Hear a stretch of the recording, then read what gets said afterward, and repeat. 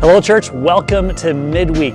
If you were here last weekend, you were in any of the services, you would have noticed our back to school blessing. It's that time. We had all the students, all the little kids fill in the aisles. We had people stand up who were going back to school in any capacity. And it's kind of that momentum that fall is here. We're ready to jump into a new school year. It's a change of routine and pace for a lot of us. And that means next week is all our fall kickoff. All the ministries, all of our midweek activities that are happening, they're all gearing up to come back next week. And one way to help us, if you are new to our church or if you've been around but don't necessarily know all the things that are happening, we're having a ministry fair coming this weekend, Saturday night and Sunday morning, where we're going to have the CLC, all the tables set up and people representing all the different ministries going on at Salem First Baptist Church. And we highly encourage you to come. We have 29 ministries represented at the fair this year, which is incredible. We haven't done one of these in a long time. So it'll be a fun environment. There'll be some refreshments. But as I was thinking about this, as you've heard, it's spoken from the stage. What would be some indicators that you should maybe consider this? Maybe you should prioritize heading over when normally you'd come in, have a seat, enjoy worship and a sermon from Pastor Tyler this weekend, and then go home and have lunch. Maybe this is a weekend where you need to come over to the CLC and see what's going on. So here's 5 reasons that might make you think, if you say these things, have thought these things, then maybe you should prioritize this weekend ministry fair.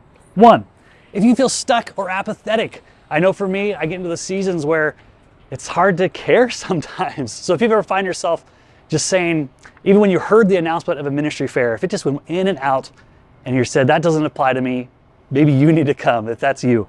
The reality is often I know I get stuck when my values get out of whack, and serving needs to be a value, or being in community, being a part of one of these ministries that the church has to offer.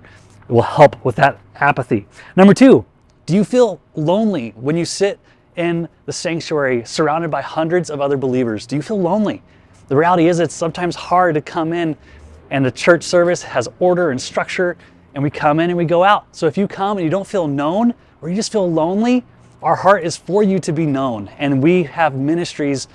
You heard Pastor Jeff say, maybe you need to come because these ministries have something for you, or you have something that our ministries need because you are a part of the body.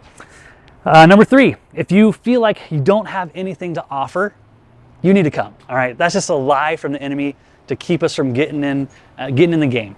So if you don't feel like you have anything to offer, come. One of these 29 tables is going to help you out. And then we have the Banquet Room is going to have a spiritual gift assessment. If you've never taken the time to see how, if I'm a believer and the Spirit has gifted me, what is it? Can you identify it with confidence? So we have some tools that will help you, and then it will point you towards some of the ministry tables to maybe just start some of those conversations to get you plugged in.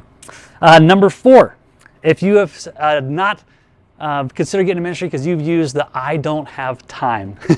And the reality is we are busy people, but often when we have a lack of time, especially when it's something important as the church life, being Christ's bride, that we need to build up the church, be a part of the body life of the church. So maybe it's a discipline thing. We need to figure out, if time is my excuse, I need to know that my time has impact and that it's prioritized correctly. So maybe you need to come just to help evaluate that process. And number 5, if you ever use one of these lines to avoid getting involved, and this is one that might sound weird at first, but if you've ever just used the line, I'll pray about it, or I don't think it's God's will for me right now, or I don't think the Spirit's telling me, fill in the blank. Yes, we have to go to the Lord in prayer to help us figure out time and priorities and values. But if you're using one of those excuses just to stop some of our ministry heads, like me coming to ask you to do youth ministry, just to kind of push it off, whoa, it's time to push in and really either pray about it or to say yes.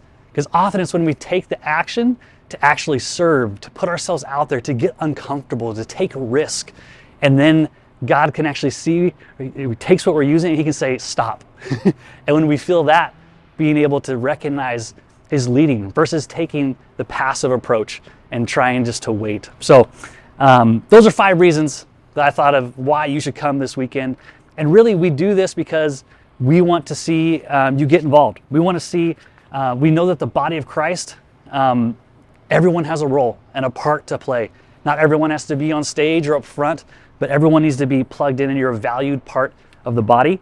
And we want you to be known.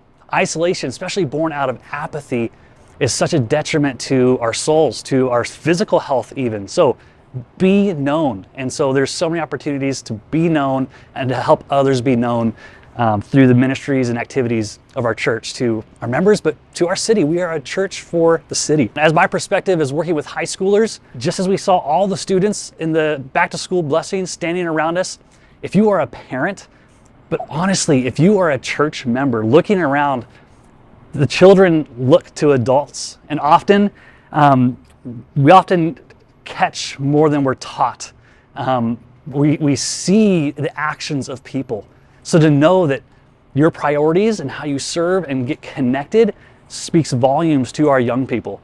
And so when I know that when my high schoolers look around the church, when they see their parents, when they see other people in the church who do more than just consume, but are invested and serving, actively pursuing what God is doing and using their God-given gifts, that does so much good for my ministry with high schoolers, for our kids, for your families, and for us as a church. So I hope that you take a moment, and maybe the most important thing before you come is to say, God, what do you have for me? What do you want to do this year?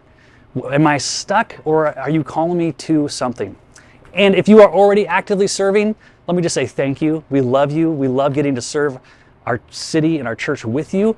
And also, this is a great time just to come, to see all those who serve. Sometimes we get tunnel vision. So to see there's 29 other tables of people serving and loving and following God, and it'll encourage your heart and get to have some fun conversations. Come by and check us out. Can't wait to see you this weekend and to see what God has in store for Salem First Baptist this year.